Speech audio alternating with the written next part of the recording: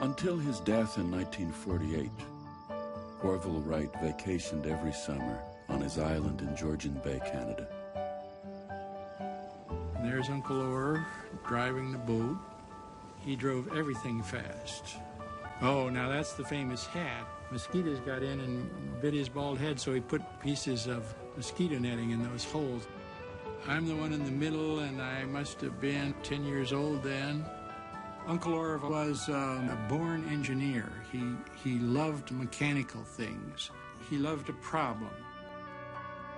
Orville outlived his older brother Wilbur by more than 30 years. If Orville was the born engineer, Wilbur was the visionary. They weren't at all alike. Wilbur was a thoughtful man, and he would hardly say anything. He'd be thinking. Wilbur's need to make his mark led these down-to-earth brothers to the sand dunes of Kitty Hawk to tackle the problem of flight.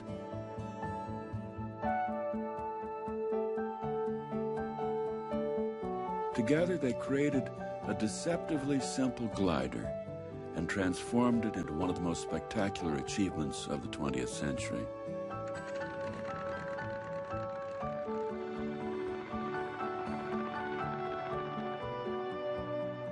You have all of these well-educated, well-supported people trying to invent the airplane, and none of them invent the airplane.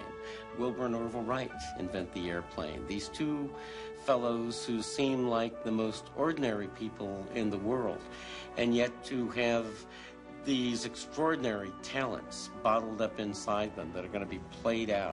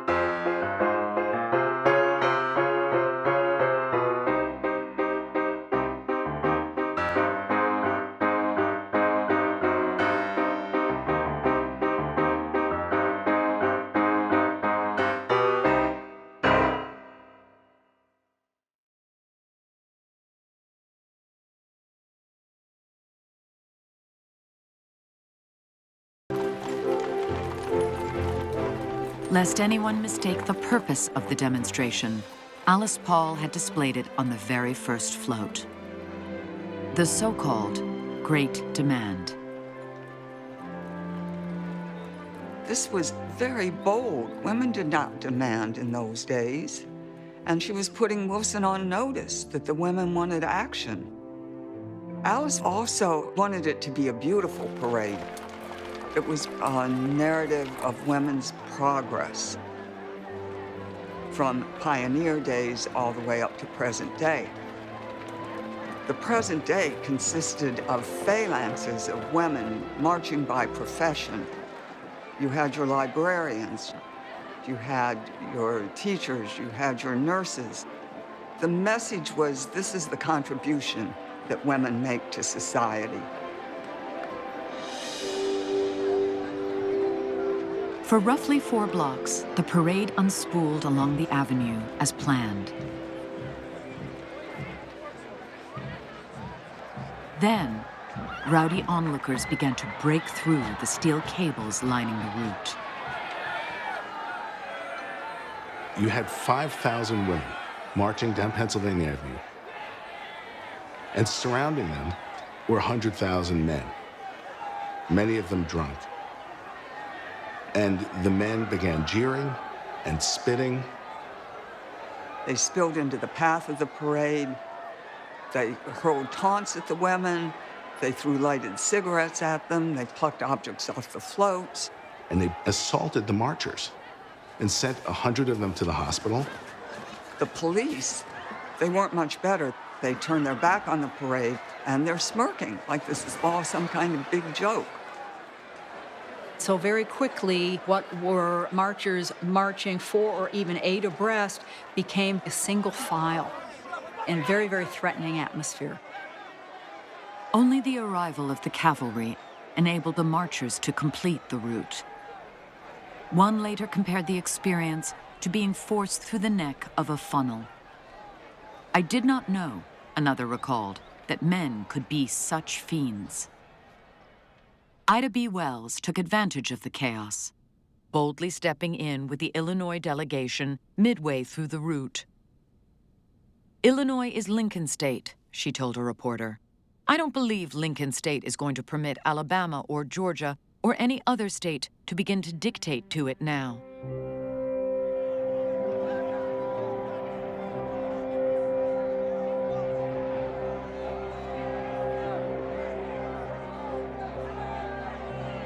Given the punishing afternoon, many expected the mood at the post-procession rally to be grim.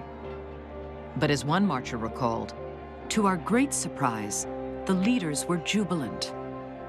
If anything could prove the need of the ballot, Anna Howard Shaw proclaimed, nothing could prove it more than the treatment we receive today. Alice Paul and the National Association leaders realized they had a media sensation on their hands. Alice was a public relations genius. She saw that this parade on the front pages of newspapers across America was a better story than her parade would have been. And what was that story? Men bad, women good, right? It was basic. This march overshadowed the inauguration of the President of the United States because these nonviolent marchers were attacked for just trying to fulfill their rights as Americans. By the following morning, the newspapers were in receipt of an open letter, penned in New York by Harriet Stanton Blatch, and addressed to the soon-to-be inaugurated president, Woodrow Wilson.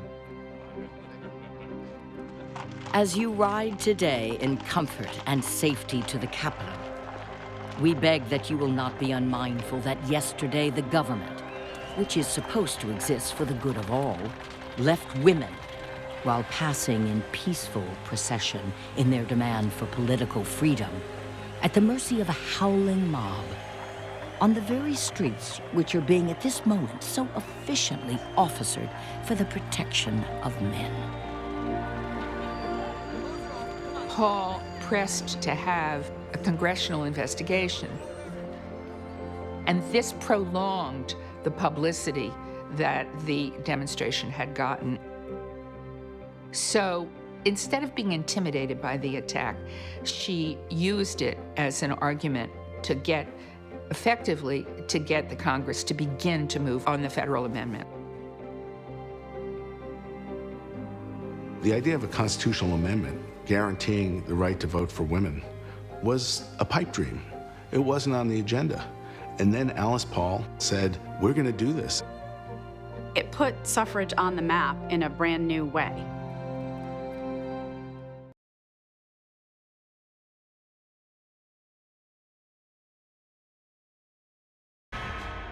And from Ellis Island, they spread out across the continent. For the most part, Irish, Russians, and Italians to big cities, Germans to the Midwest, Scandinavians to farmland. At the dawn of the 20th century, eventually, there will be more Italians in New York than in Rome. From 1880 to 1930, nearly 24 million new immigrants arrive in the U.S. A new era in U.S. history is about to begin. By the early 20th century, new urban megacities around America are bursting to the seams and look to expand in a new direction, up. But building these great towers demands a critical ingredient that's much too expensive: steel. One man will change all that, and with it, the face of America. It's 1873,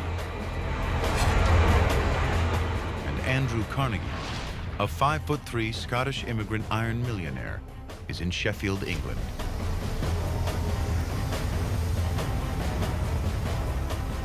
He's looking at the future. A revolutionary way to make steel.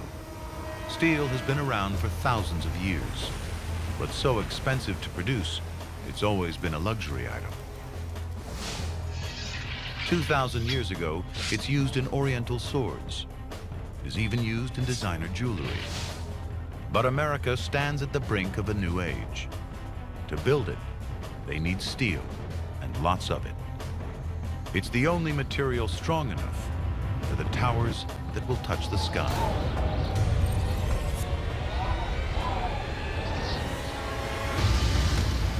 An English bullet maker is showing Carnegie a new but simple method of producing steel. He's stunned. Blast hot air through molten iron.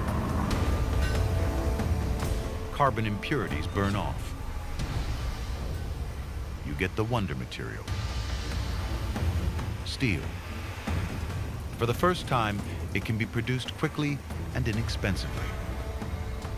If Carnegie can use this Bessemer process to mass produce it, he'll own the future. Carnegie returns to the States, to Pittsburgh, to start building the biggest steel plant in the world. It'll be larger than 80 football fields. It's a massive gamble. Carnegie risks everything he's got on the new plant. But only months into construction, disaster. A catastrophic stock market collapse. The economy is in free fall. He has to borrow even more money and barely scrapes through. August 1875. Against all odds, Carnegie's giant furnaces are ready to test.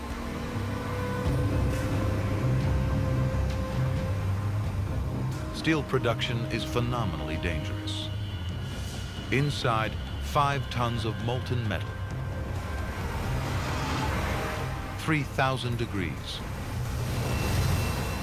Hot enough to vaporize a man in seconds. If it works, it will make Carnegie one of the richest men in the world. But there's a lot more at stake. Skyscrapers, cars, washing machines, airplanes, even space travel. None of it can happen if steel can't be mass-produced.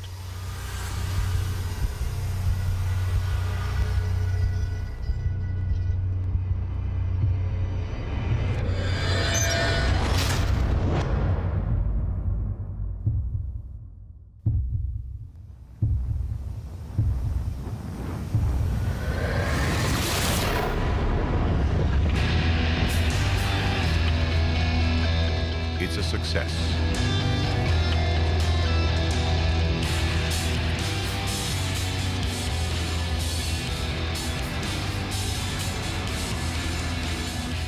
Carnegie is the first ever to mass-produce steel. Prices plummet by over 80%. Output rockets from a few thousand tons in 1860 to 11 million by 1900.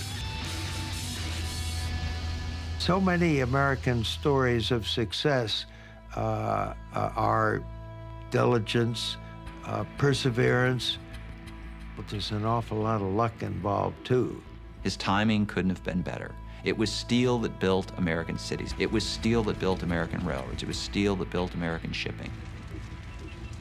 By the beginning of the 20th century, he was one of the wealthiest men in America. Pittsburgh transforms from a sleepy town to the industrial heart of the nation. Its population triples. Driven by a new steel railroad, millions of tons of steel are transported across America, the raw material to build the modern city. And the grandest of all is New York.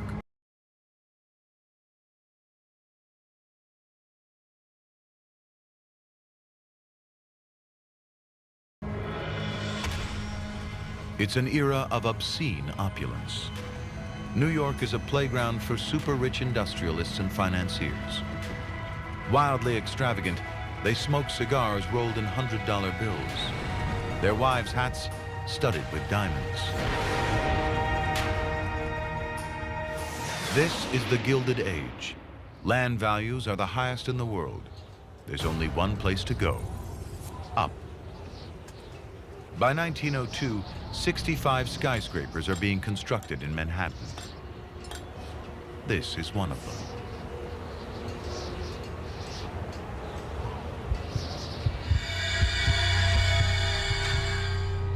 It's called walking the steel. This man is 30 stories above the street. His first time at this height. No harness or safety rope. One slip, and he's dead. Veterans are called fixers. The novices are snakes, because working with them can be deadly. The old hands know just how dangerous it can be. Thing I hate worse than poison is to take on a new man when we're near the top. They all get used to it or get killed.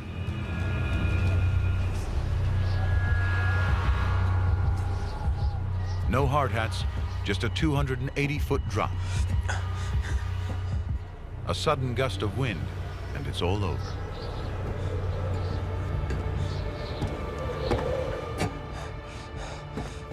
They're up here 8 hours a day. Meals when they can. No bathroom breaks. They're called roughnecks, European immigrants and Mohawk Indians. Many were sailors and bridge workers, so they're used to heights.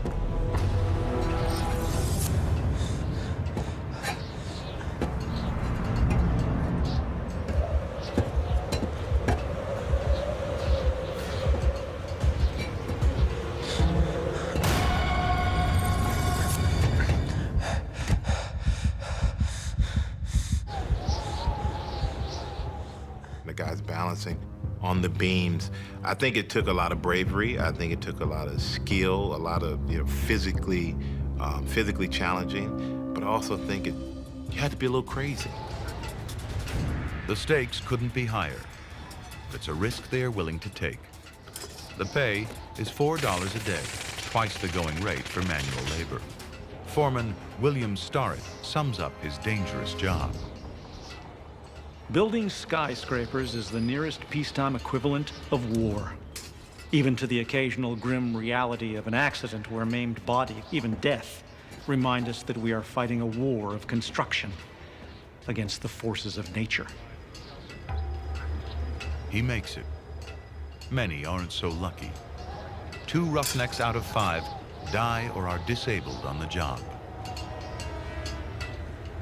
Whether it's a builder or an architect or whatever, whoever had the imagination to design and build some of the great structures of New York, I'm inspired by. In 1902, in New York, this is what the future looks like. The Flatiron Building, its triangular footprint determined by the intersection of 3 streets, not 2. The steel frame means the outside can be hung in sections like a suit of clothes. Now the walls don't take the weight, the steel does.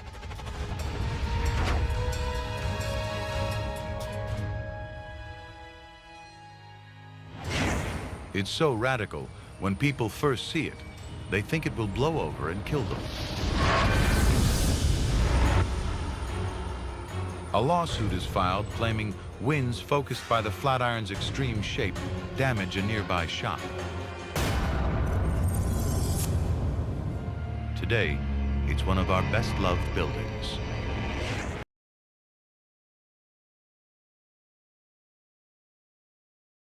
They're the unknown workers. They're the unsung heroes of construction. Their attitude, I think their casualness, the indifference to the risk that they're taking is what separates the photograph. If you see the picture once, you never forget it.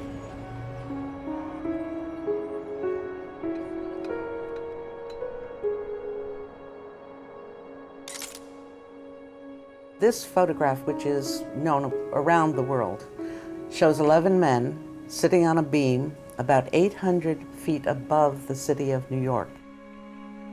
You can see Central Park in the background, see buildings below, and they're casually sitting there, one right next to the other, eating their lunch. And they're all construction workers, and they came from all over the world. There are Irishmen, there are Mohawk Indians. It's a mixed bag of people, and they're all working in 1931-32.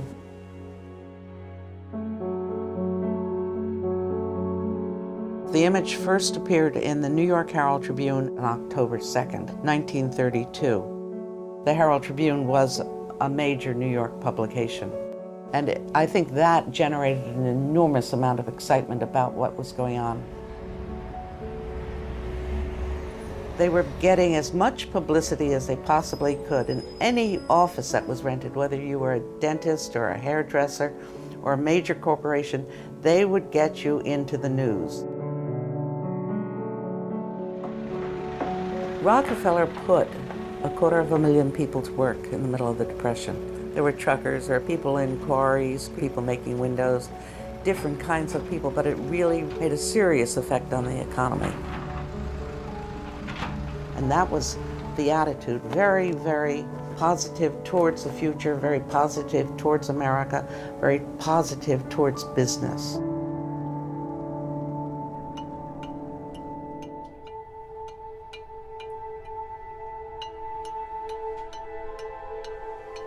The funniest part about the photographs were they were done for publicity. So you'll have stunts, like this fellow Joseph McCloskey holding a flag up that seems to be attached to the top of the Empire State Building. The other pictures also show men riding the final block of stone up, going to celebrate putting the last stone in place. We do have a photograph taken the same day, and what I call the hats off picture shows them looking at the camera and saying, "Look at us." They're so proud of themselves. You know, there's a real sense of pride and accomplishment. And I think that's also what all the pictures show, the pride the guys had in their work. There are a couple of photographers who were present that day. William Leftwich, Charles Ebbets, and Thomas Kelly, who had to have a death wish. And they would have on their back a leather container that contained the glass plates, and they would actually switch them out. I think that they like to show off next to the construction workers. Well, you guys walk these beams, but so can we. We take risks too.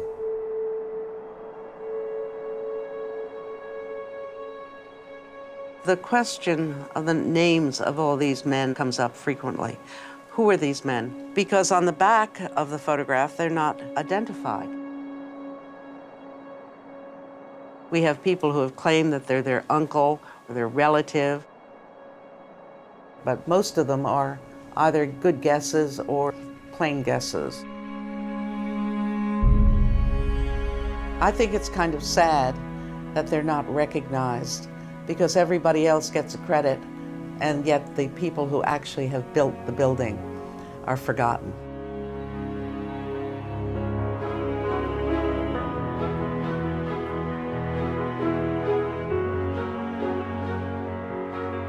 The fact that they are immortalized in this picture, and they are the guys who risked their lives building this building.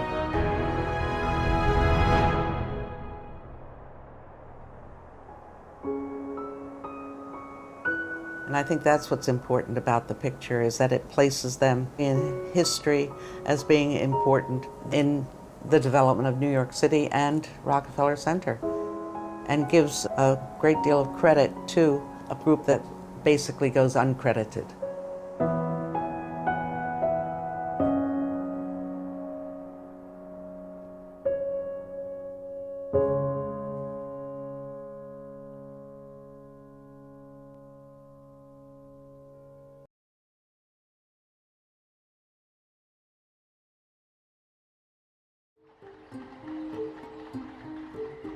On the morning of February 10th, 1906, as Wiley was busily preparing for the coming battle in Congress, the American public awoke to the shocking headlines about a scandal within the meatpacking industry. Newspapers were filled with stomach-churning details of the filthy conditions of Chicago's largest beef companies, as described in a damning new book called The Jungle by novelist Upton Sinclair. Sinclair had spent nearly 2 months working undercover, documenting the inhuman labor practices and unsanitary conditions on factory floors. Stories of rat infestations, widespread contaminated and diseased carcasses, and even of human appendages finding their way into processed meat and onto grocery store shelves. The Jungle was not written as an argument for safe food legislation. It was written as an argument on behalf of workers' rights, but it had unintended consequences. There were a number of scenes in the novel about rats, getting into the meat and being turned into sausage, about how filthy the conditions were, and Americans were eating a lot of meat. There were stories of people distracting the inspector who was there to check for tuberculosis in cows, so that cows that they knew were tubercular could just be passed through and end up in the cooling cars. The book describes mold-covered meat that's washed off in a bath of borax and then goes back into the food supply. The walls are scummy with rotting meat that is dried and blood spattered and germs are growing everywhere. You have the fresh cuts of meat on down to the pieces of meat on down to the scraps of the pieces of the spoiled meat. And they're all going into different products and being canned and sold to different populations who are completely ignorant of what is or isn't going into their food. It was a portrait of an industry run amok. An extremely worrying depiction of America's food supply that transfixed the country. I aimed for the public's heart, Sinclair recalled, and by accident, I hit it in the stomach.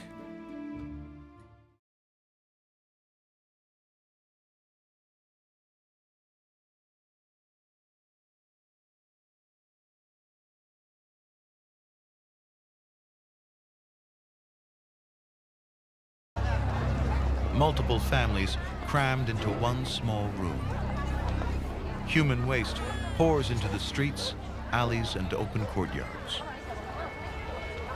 People were crowded in. There were windowless tenements. Sometimes you had no internal plumbing, just privies in the basement, in the backyard. And the Lower East Side during these years was the single most crowded place in the entire world. Jacob Riis, Danish immigrant, crime reporter, photographer. He gets leads for stories from Chief Inspector Burns. Now, he's about to expose the hell of tenements. Jacob Riis knows what it's like to be poor. 15 years ago, he lost his job in a stock market crash. It's midnight, but Riis has a new technology that will change the public perception of poverty forever. An explosive powder that produces enough light to photograph in the dark.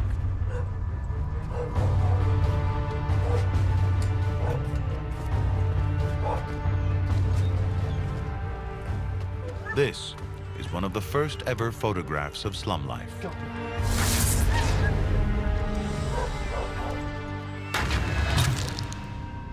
It shocks millions. Ladies and gentlemen, my name is Jacob A. Riis, and this is how the other half live and die in New York City. Magazines refuse to print his work, so Riis puts on his own magic lantern shows. His mission, to show the nation's wealthy something they've never seen before, filth and desperation on their doorstep. In this block, 9 dead were carried out this year alone. 5 in baby coffins. What he demonstrated was that there is another reality, that all that prosperity didn't trickle down all the way to the bottom, and there was some deplorable living conditions, and this country was not just forced to confront those conditions, but then was moved to begin to deal with them. Riis publishes his pictures in a book called How the Other Half Lives. It will sell more than 28 million copies. Within 2 decades, the worst of New York's slums are torn down. Tenements sell at auction for as little as $1. Riis's campaigning forces all New York schools to build playgrounds and landlords to install toilets inside apartments, not outside. It is the first step in tackling the slums.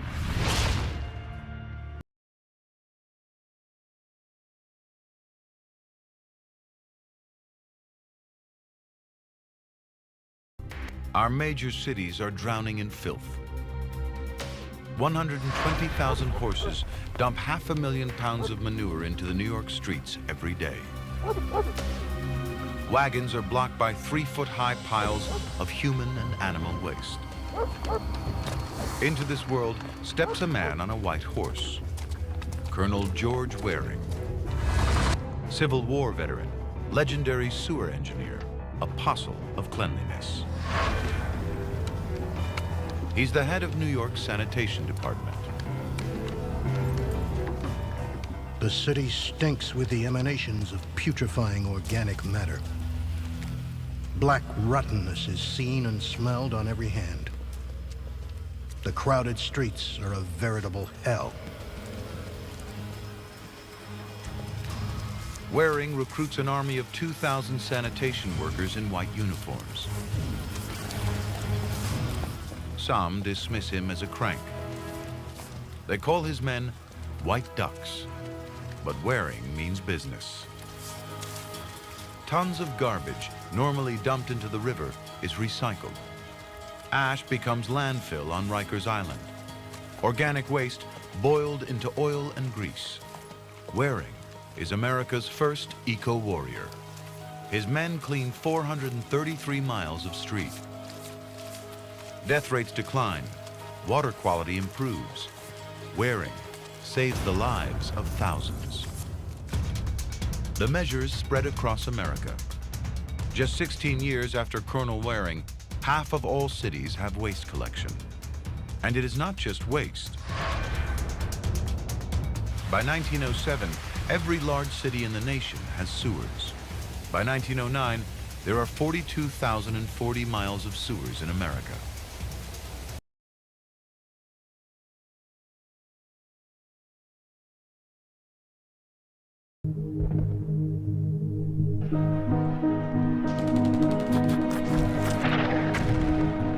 If I had to choose one word to describe World War I, it would be cataclysmic.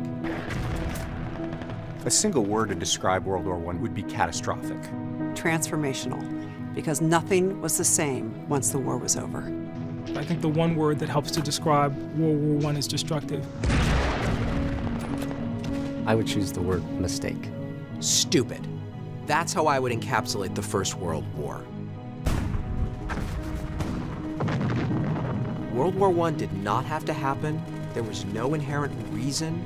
It literally was dumb. A person during World War I thought they were in a new age, a fascinating modern world, the world that produced the Titanic, aviation, and incredible advances in medicine. It seemed like everything was within grasp right before World War I. And all of these would be smashed on the battlefields of Europe.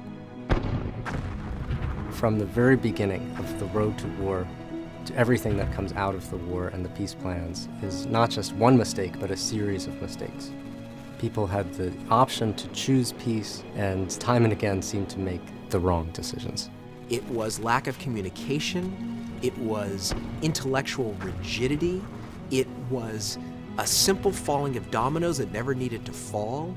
And so the children of the Renaissance and the Age of Reason and the Enlightenment ended up massacring themselves in the mud and blood of the trenches. Not just destructive in terms of what happens to men's bodies on the battlefield, destructive in terms of global politics. The Russian Empire, the Austro-Hungarian Empire, the grievous weakening of the British and French empires. The world that existed in 1918 was remarkably different from the one that existed in 1914.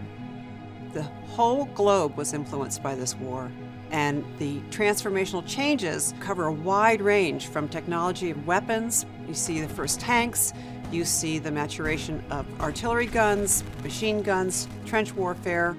World War I begins the modern era.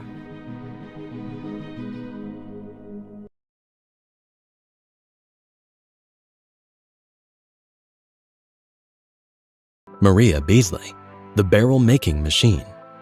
Maria Beasley, born in 1817, was an American entrepreneur and inventor, best known for her barrel-making machines and her improvements to the life raft. In 1878, Beasley invented a barrel-making machine which revolutionized the production of barrels for the storage of water, oil, beverages, and other liquids for both industrial and home use.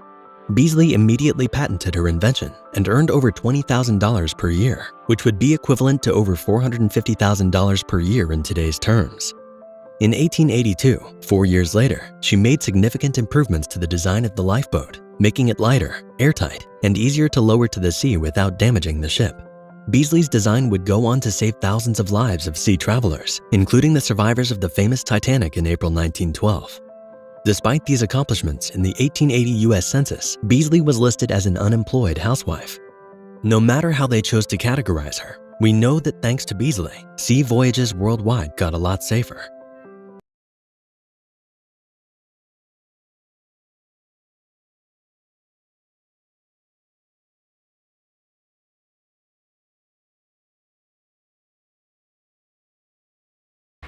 One man will change the urban landscape forever. Menlo Park, New Jersey, 1879.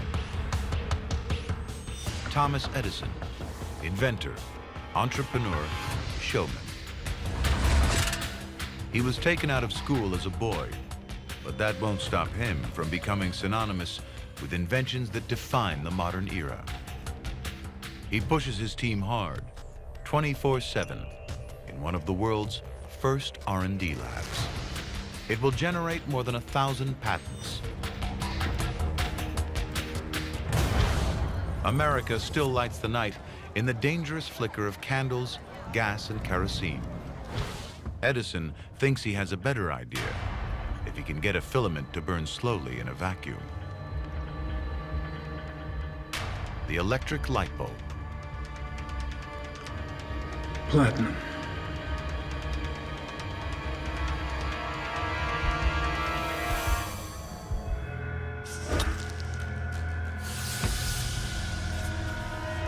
Edison locks himself in his lab, doesn't sleep for days.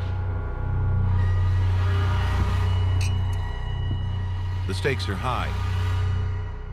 His backers have sunk $130,000 into his research, millions in today's money. He claimed to have gone through 6,000 materials from the plant world alone in his search for the perfect filament. Torrid lampjack.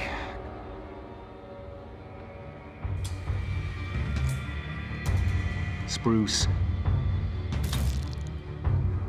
Beard. Fishline. Thread. Teak. Boxwood. Celluloid. Parchment.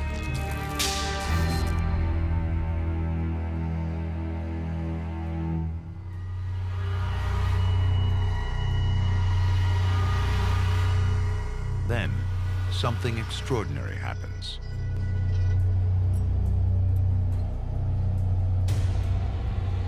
Cardboard.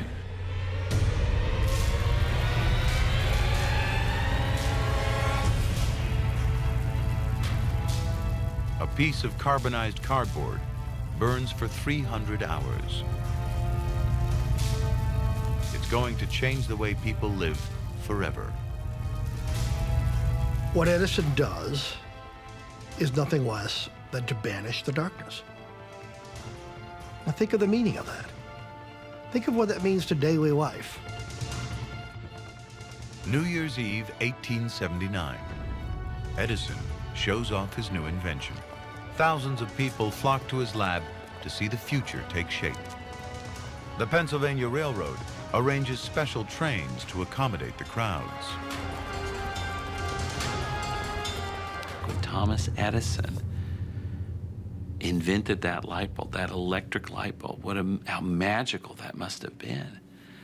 You know, to sit there and just all of a sudden, like without a match, without kerosene or gas, and just flip a switch and light. In just 2 years, Edison builds more than 5,000 power plants, generating electricity for cities like New York, Boston, Chicago, Detroit, St. Louis, and New Orleans. Over the next 5 years, he builds over 127,000 more. By 1902, 18 million light bulbs are in use.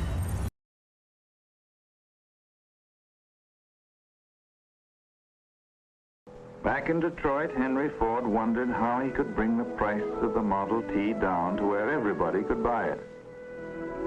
He figured that the more cars he made and sold, the cheaper he could sell each one. And he went to work on this idea. In those days, each car was built from the frame up on stationary wooden horses. There was a different crew for each car, and the same crew stayed on the car until it was finished. That meant duplication of effort and a lot of time wasted. So they tried moving the men from car to car. Each man had a special job to do, and as soon as he finished it, he moved on to the next car and did the same thing there. That was better, but it still took 12.5 hours to assemble each Model T. Henry Ford watched it for a while, then he had an inspiration. Instead of moving the men past the cars, why not move the cars past the men? So on one hot August morning, they tried it that way. A husky young fellow put a rope over his shoulder, and Henry Ford called, "Let's go."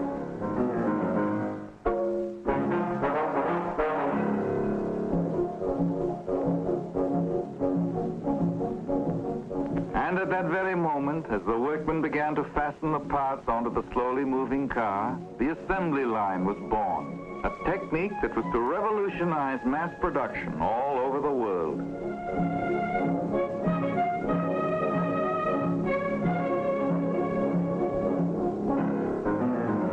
Once they found that the idea would work, they began to improve it, refine it. They rolled a chassis down a single line of track, pushing it from crew to crew. And the more expert they became at this new method, the faster the cars came off the assembly line.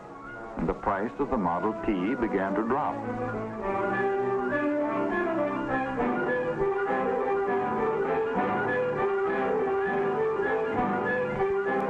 They tried the same idea on all the various parts of the car and created what were called sub-assemblies. Each man on the line became a specialist. He did one thing, and he did it perfectly, and passed the work along to the next man.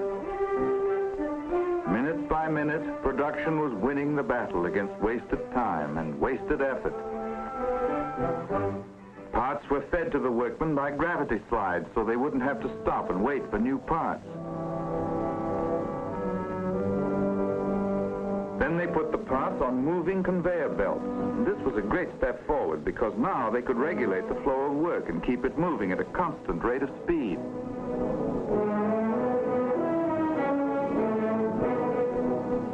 And the conveyor belts grew longer and more complex as they moved the work from place to place in the huge shops. They became fantastic masterpieces of planning and engineering. But the battle against wasted time and wasted effort was being won.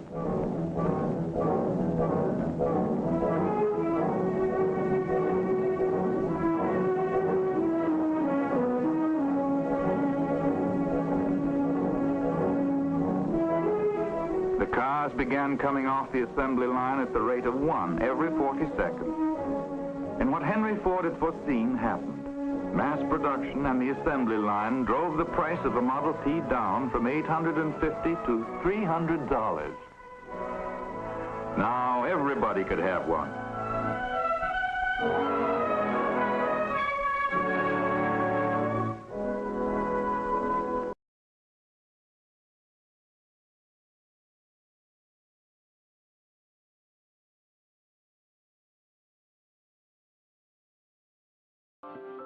Number 5. Grace Hopper, the computer. Anytime you type a command on your computer, you can thank programming pioneer Grace Hopper. The mathematician and U.S. Navy Reserve officer began her computer science career when all programs were written in numerical code. Hopper realized that programming would be more accessible if people could code in their own language. She invented the first compiler in 1952, essentially teaching computers how to talk. At that time, computers could only do arithmetic. She later co-invented the COBOL computer language, the first universal programming language used in business and the government. Hopper designed Harvard's Mark I computer, a 5-ton room-size machine, in 1944. Now, just close your eyes for a minute and try to think of what the world would be like without computers.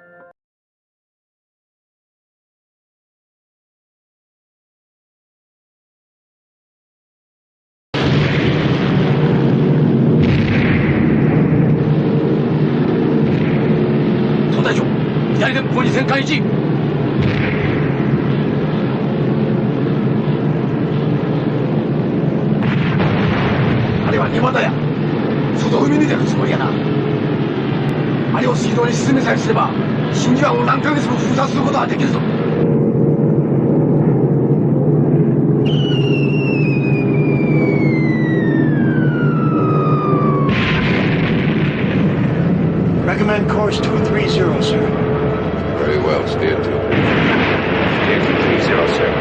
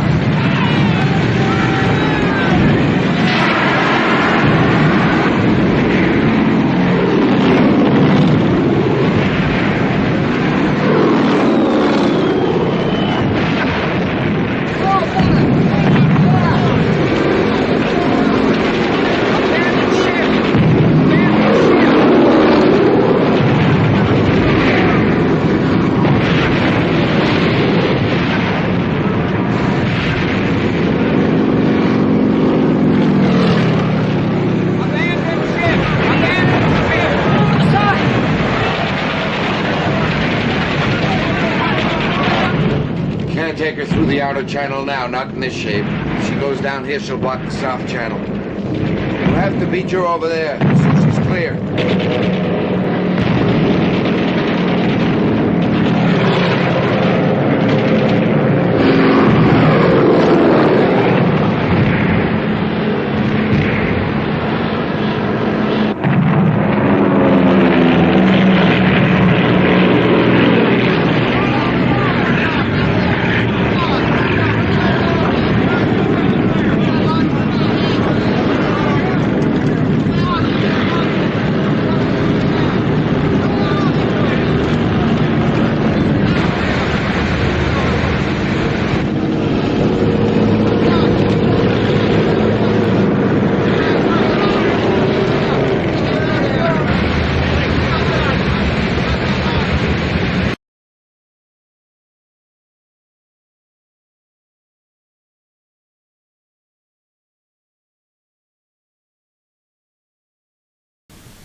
Yesterday, December 7th, 1941, a date which will live in infamy.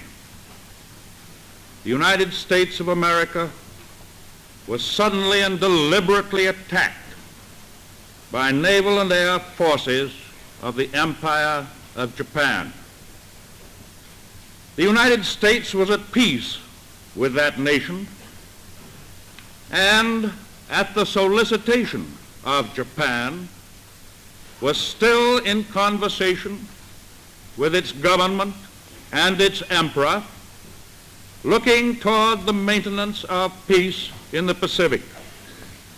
The attack yesterday on the Hawaiian Islands has caused severe damage to American naval and military forces. I regret to tell you that very many American lives have been lost. In addition, American ships have been reported torpedoed on the high seas between San Francisco and Honolulu. As Commander-in-Chief of the Army and Navy, I have directed that all measures be taken for our defense.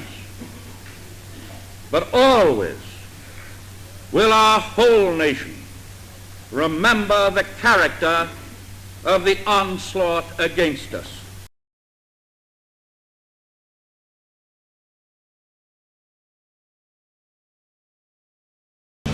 It shall be the policy of this nation to regard any nuclear missile launched from Cuba against any nation in the Western Hemisphere as an attack by the Soviet Union on the United States, requiring a full retaliatory response upon the Soviet Union. On the evening of October the 22nd, 1962, American President John F. Kennedy announced the Soviet Union was building missile bases on Cuba, just 90 miles from mainland America. We are calling tonight for the prompt dismantling and withdrawal of all offensive weapons in Cuba under the supervision of UN observers. In a televised address to the American people, he warned these sites must be dismantled, the missiles removed, or America would take steps to defend herself. We will not prematurely or unnecessarily risk the course of worldwide nuclear war, in which even the fruits of victory would be ashes in our mouth. But neither will we shrink from that risk at any time it must be faced.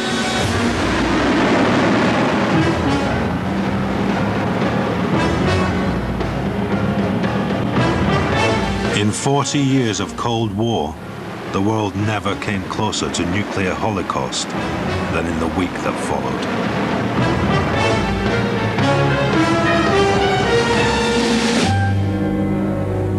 In the West, many people still remember the tension they felt then.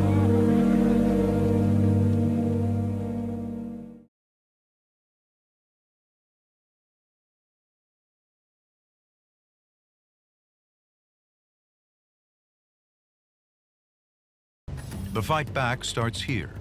Vast building projects, publicly funded, privately built. This is Frank Hurry Up Crow. He's already built 6 dams on time and under budget. And now he has his eye on something even bigger: the Colorado River. I was wild to build this dam. The biggest dam ever built by anyone, anywhere. The Colorado River is one of the most powerful rivers in the world. Every second, twice as much water tears through these canyons than goes over Niagara Falls. Frank Crow's plan is to harness it. The water and hydroelectricity will transform the whole of the Southwest. March 4th, 1931. The government gives the go-ahead to build the Hoover Dam. The Hoover Dam, even before they started building it, it became a metaphor. People saw it as a statement of America's fortitude, of our ingenuity, of our talent for hard work, and for our willingness to transform the environment around us. The Hoover Dam will cost nearly $1 billion in today's money. Frank Crow is offered a 2.5% cut of the dam's profits if he gets the job done quickly. It should take 6 years to build, but Frank says it can be done in 4. 42,000 men come from across the country looking for jobs on the biggest construction site in America. Frank Crow takes 5,000 men willing to work harder and faster than anyone else. It'll be survival of the fittest.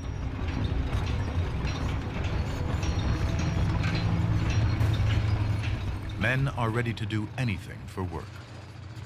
There's a large can-do attitude in the United States, and it comes from the fact that over the centuries, there has been a lot of adversity, and we have usually triumphed. First, it was the triumph of developing this whole vast continent, putting in railroad lines, putting in all the civil engineering to support it, putting in Hoover Dam. These were all incredible challenges. There are 2 stages to building the dam. First, divert the river around the work site.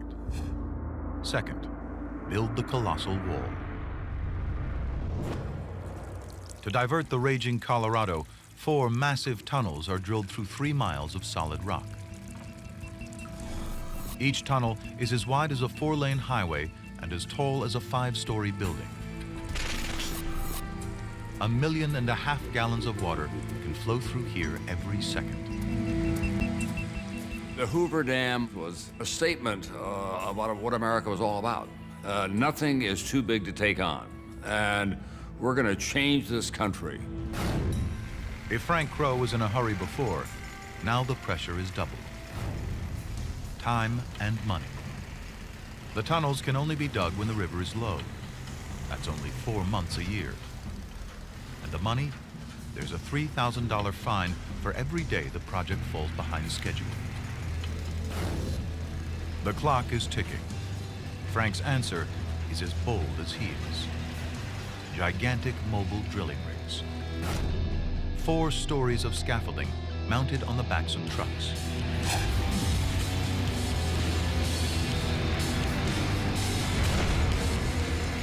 Up to 30 men drill into the rock around the clock 24 hours a day.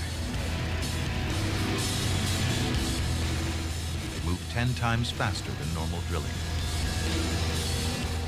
Temperatures hit 140 degrees in the tunnels. Frank just pushes harder.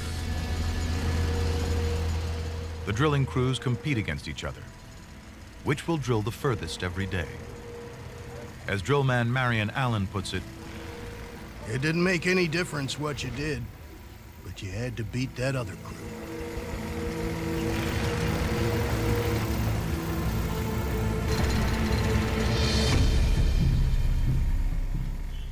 Deadly fumes pump out of the trucks. They build up in the tunnel. They get into the men's lungs, into their blood. You men, get him out of here. Carbon monoxide poisoning claims hundreds of men.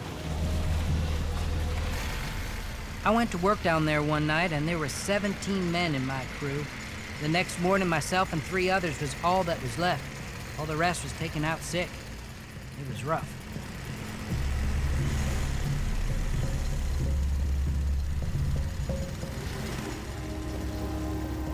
Crow has only one working rule. To hell with excuses. Get results. But the drive to get results quickly will have deadly consequences. Men desperate to keep their jobs make mistakes, like trying to clear rubble before the blasting is finished. You are having to dynamite areas, and you have to dig out. There's machinery, but you're still using a lot of pick and shovel. Treacherous work. A miner's wife remembers one worker desperate to keep his job. Everybody was trying to work in the tunnels. This man was so anxious to work that he just went into the tunnel too quick. Just as he put his shovel in, there was a delayed blast. The company says 96 men died. The workers claim it's hundreds. The tunnels are finished 11 months ahead of time. But that's just the beginning of the Hoover Dam. The hardest job is yet to come. Building the biggest concrete structure on Earth.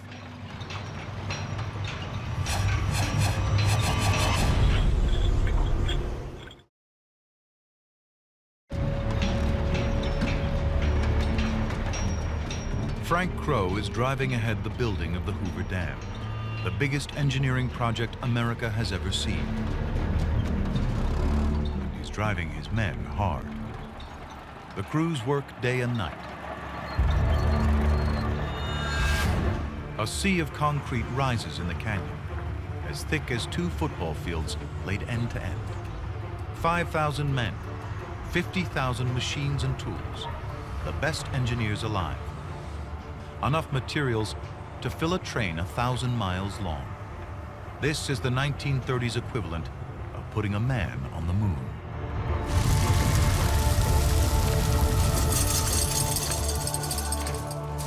$6.6 million tons of concrete have to be poured. That's enough to lay a 4-foot wide sidewalk around the Earth.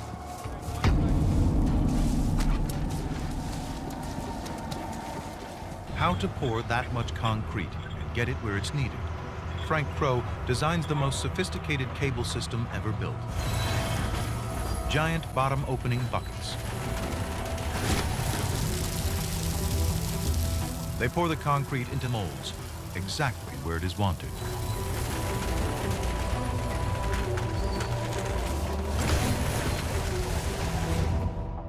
Concrete was invented by the Romans 2,000 years ago.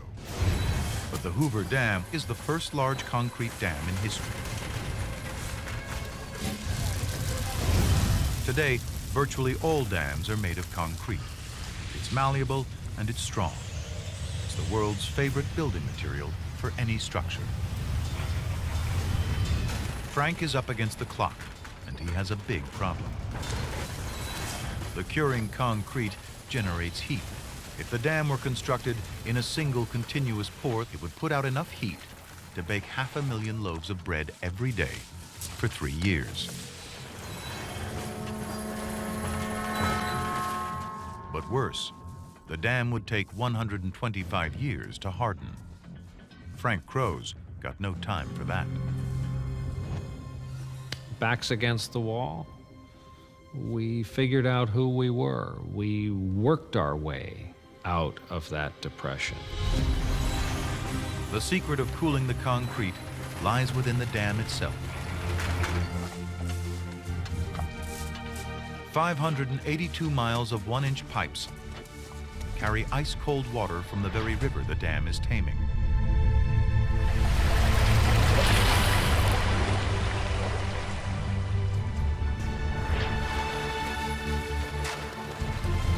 No one had ever thought of this before, and those pipes are still in the Hoover Dam today. Frank Hurry Up Crow lives up to his name.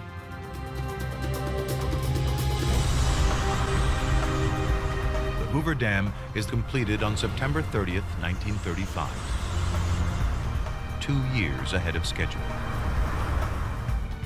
Frank receives a bonus worth over $4 million in today's money.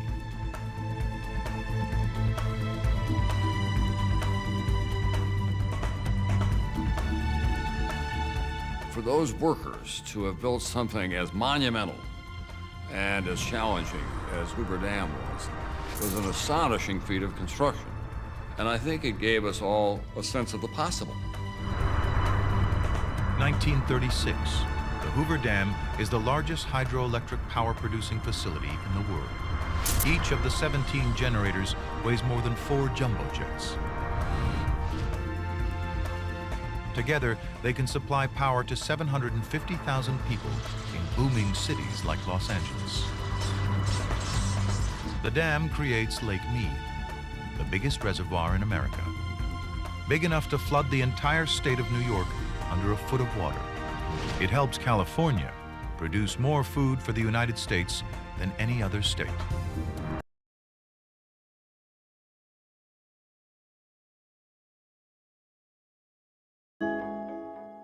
The idea of running long distance was always considered, very questionable for women because, an arduous activity would mean that you're going to get big legs and grow a mustache and hair on your chest and your uterus was going to fall out.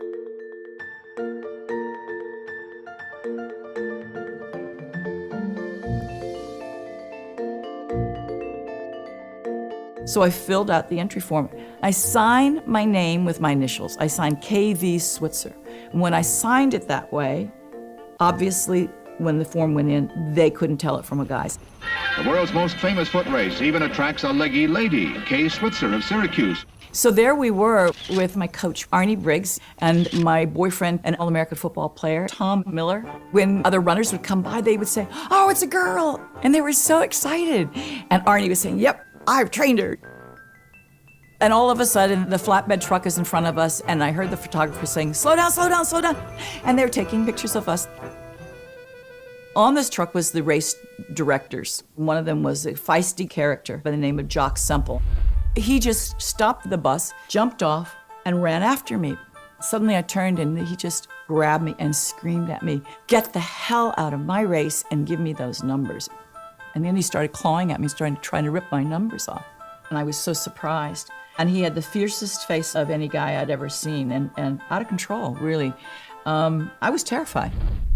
And all of a sudden, my boyfriend, Big Tom, gave Jock the most incredible cross-body block and sent Jock flying. And all of this happened in front of the press truck. The journalists got very aggressive. "What are you trying to prove? Are you a suffragette? Are you a crusader?" Whatever that is, And I said, "What? I'm just trying to run." They finally left. Then it got very quiet. Snow's coming down. Nobody's saying anything. And I turned to Arnie and I said, "Arnie, I've gotten you into a lot of mess here, I guess." But I said, "I don't know where you stand in this." But I said, "I'm going to finish this race on my hands and my knees if I have to, because nobody believes that I can do this." And suddenly I realized, if I don't finish this race, then everybody's going to believe women can't do it and that they don't deserve to be here and that they're incapable. I've got to finish this race. I finished in 4 hours, 20 minutes. That race changed my life. It wasn't until about midnight when we were driving back from Boston to Syracuse University and we stopped on the thruway to get an ice cream and some coffee, did we see the newspapers and the covered front and back of all the different editions with the pictures. I realized that now this was very, very important, and this was going to change my life, and it was probably going to change women's sports.